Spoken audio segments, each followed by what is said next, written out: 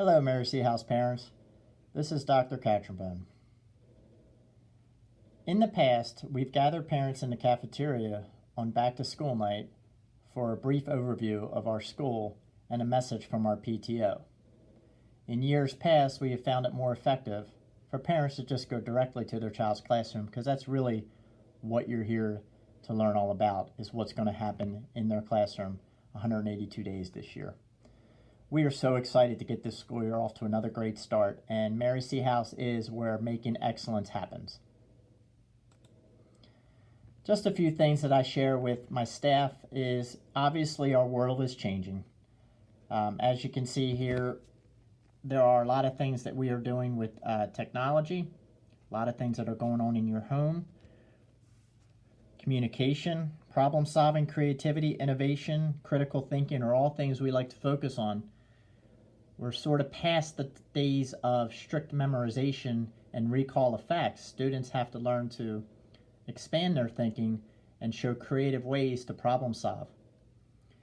Students are embracing digital technology nowadays, but it is our job to teach them how to use it effectively. In fact, I can honestly tell you that even myself as an adult, I'm still trying to learn how to use it effectively. 85% of students say technology saves them time when studying. 63% say digital devices have used an e-textbook at least once, right? We have 38% say they cannot go more than 10 minutes without checking their laptop, smartphone, or e-reader. That probably goes for adults too. I know personally, if I'm out at restaurants, I often noticed many adults sitting there, even if it's just two of them, on their phones instead of engaging in a face-to-face conversation.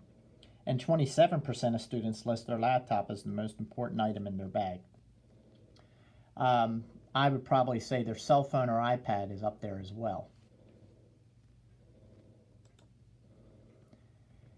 The mission of the Mary C. House, the mission of the Westchester Area School District is to educate and inspire our students to achieve their personal best. This will probably be the last year that I show any of my own children personally. On the left-hand side is my son, Zach Catronbone, prior to entering kindergarten. I think he was about 2 or 3 years old there.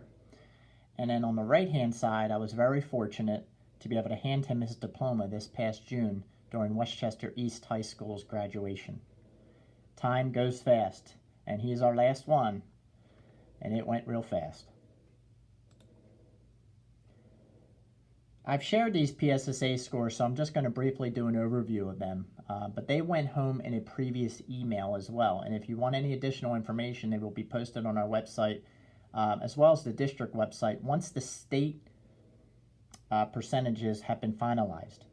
So third grade reading here, student achievement in third grade reading, you can see Mary C. House was at 85% proficient or advanced, slightly higher than the district and much higher than the state. Now, the state average and these percentages, as I move through these slides, they are last year's state percentages, and we really don't expect them to change too much. In math, we had almost 70% score proficient or advanced, and the district percentage average was 73%, and the state was just over 50%.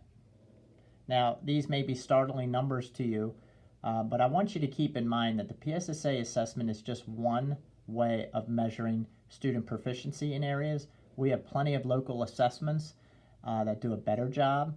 And also, if you've been keeping up with the news, especially with the Pennsylvania Department of Education, you will learn that the PSSA test has changed dramatically over the last 3 years, and the math portion changed again last year. So it's kind of like trying to hit a moving target. They keep changing it on us, and we really don't have a lot of time to adjust.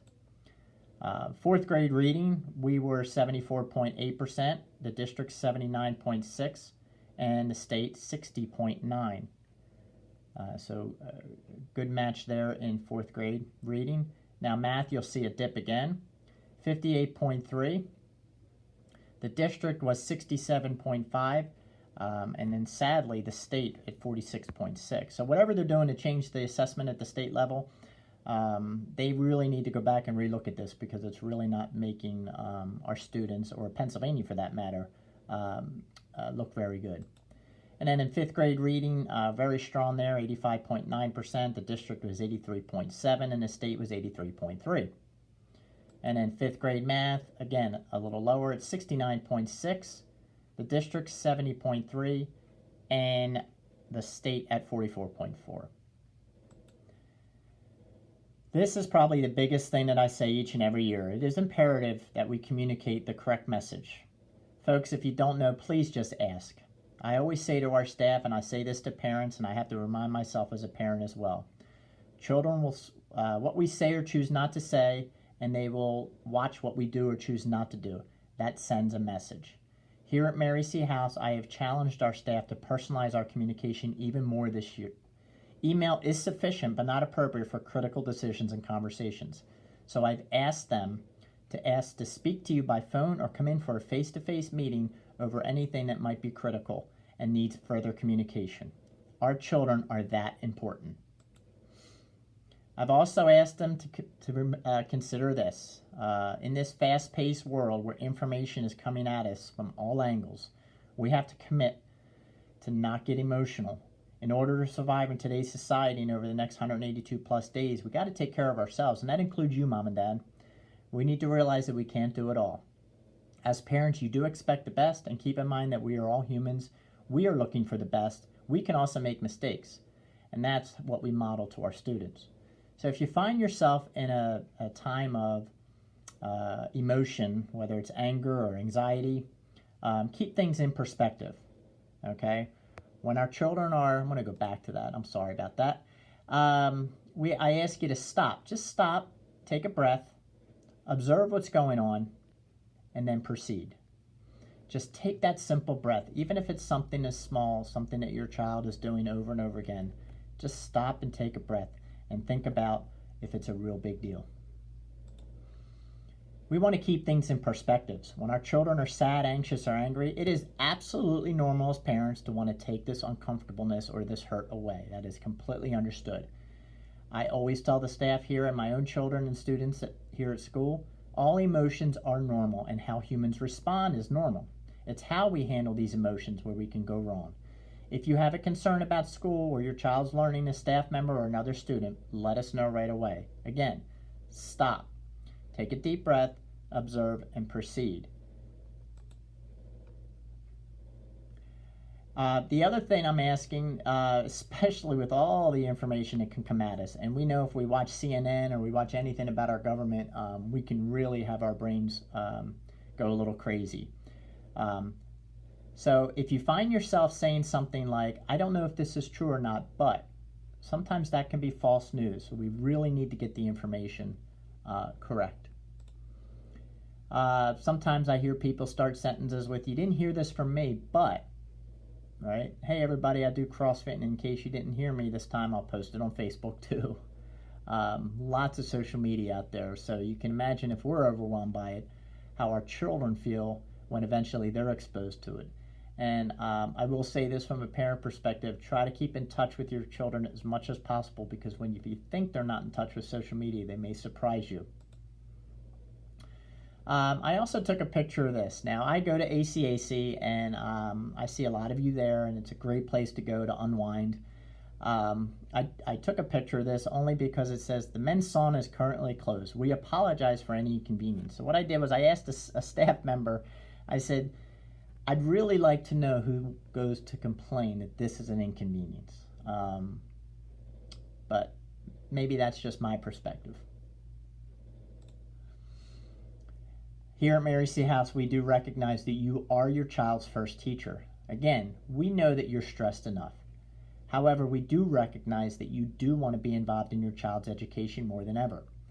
We will do our best to communicate what is going on in your child's classroom and also work out a balance regarding what is required of your child to do at home, also known as homework.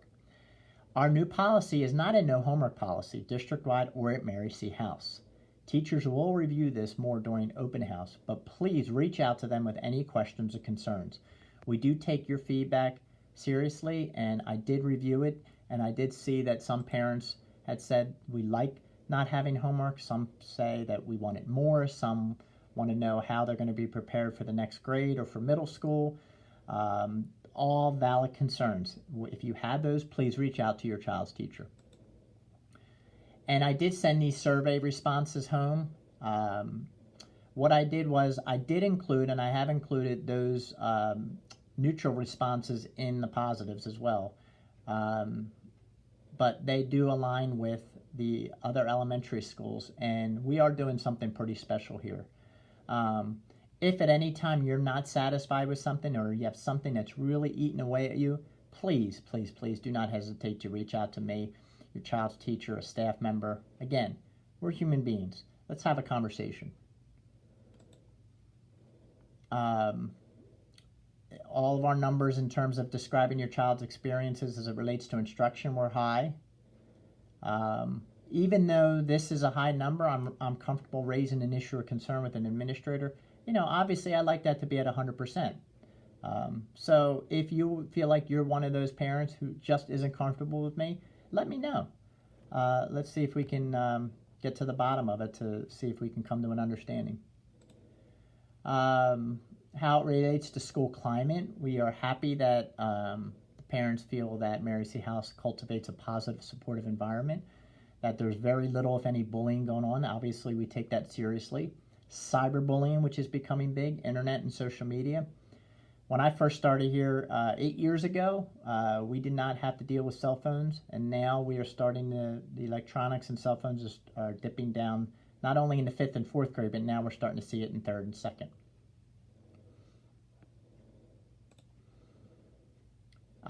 And we do try to communicate as regularly as we can here at Mary C. House. Some people say that there's too much communication coming at them. Some say it's not enough. Again, let us know. I have sent out in emails ways for you to keep on top of things with school, the newsletter, the s'mores, a Twitter account, YouTube. And again, if something comes to you in a school messenger email or something pops up on your phone, if it doesn't pertain to you, then delete it. It's actually one of my favorite things to do. Again, I welcome you back to school for this awesome 18-19 school year. And again, I hope you had a chance to look this over, review it. I'd like to do it in a video form so that perhaps you can take the time to listen to it, maybe, and not watch it at the same time. Plus, you'll have it saved. You can go back to it at times if there's a piece that you weren't sure of or a piece you remember and you're not sure if you heard me correctly. Please don't hesitate to reach out to me, Dr. Cat, with any questions or concerns. And again, hopefully this allows you more time in your child's classroom at back to school night. And that will be next week, Tuesday the 28th and Wednesday the 29th. Tuesday night is grades 1 and 2, and Wednesday night the 28th is grades 3, 4, and 5. We look forward to seeing you then. Thank you.